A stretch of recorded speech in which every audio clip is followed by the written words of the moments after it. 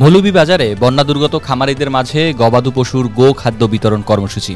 তিমির বণিক, মৌলভীবাজার প্রতিনিধি।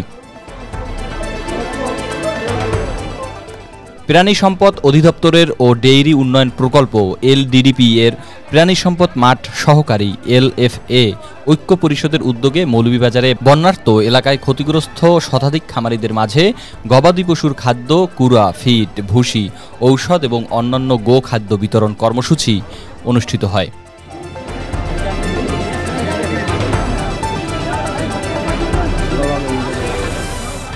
বুধবার 28 আগস্ট জেলার রাজনগর উপজেলার কামারচক ইউনিয়ন পরিষদ প্রাঙ্গণে বন্যার্ত এলাকায় ক্ষতিগ্রস্ত খামারিদের মাঝে গবাদি পশুর গোখাদ্য সামগ্রী বিতরণ কর্মসূচি পালন করা হয়। উক্ত অনুষ্ঠানে প্রধান অতিথি হিসেবে উপস্থিত ছিলেন ডাক্তার মোহাম্মদ মারুফ হাসান, পরিচালক বিভাগীয় প্রাণী সম্পদ দপ্তর, সিলেট বিভাগ, সিলেট। বিশেষ অতিথি হিসেবে উপস্থিত ছিলেন ডাক্তার মোহাম্মদ আশরাফুল আলম খান, জেলা প্রাণী সম্পদ কর্মকর্তা, মৌলভীবাজার। আরও উপস্থিত ছিলেন ডাক্তার মোহাম্মদ শাহিনুল হক, সদর উপজেলা প্রাণী সম্পদ কর্মকর্তা।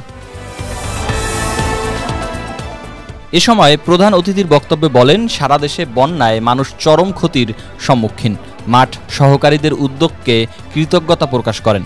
সারা বাংলাদেশের LDDP প্রকল্পের প্রাণী সম্পদ মাঠ সহকারী LFA এর উদ্যোগে বন্যার্ত এলাকায় পানিবন্দী মানুষদের মাঝে এরকম উদ্যোগ গ্রহণ করায় সাধারণ জনগণ উপকৃত হবে। জেলা প্রাণী সম্পদ কর্মকর্তা জানান, মৌলভীবাজারে বন্যায় প্রাণী সম্পদের 1,25 লাখ টাকার ক্ষতি সাধিত হয়েছে। অনেক লোকজন অসহায় অবস্থানে রয়েছেন। এই প্রেক্ষিতে মানবতার টানে মানুষের সহযোগিতায় প্রাণী সম্পদ মাঠ সহকারীদের এই উদ্যোগকে সাধুবাদ জানাই। জনকল্যাণে তাদের সহযোগিতার হাত আরও প্রসারিত হোক।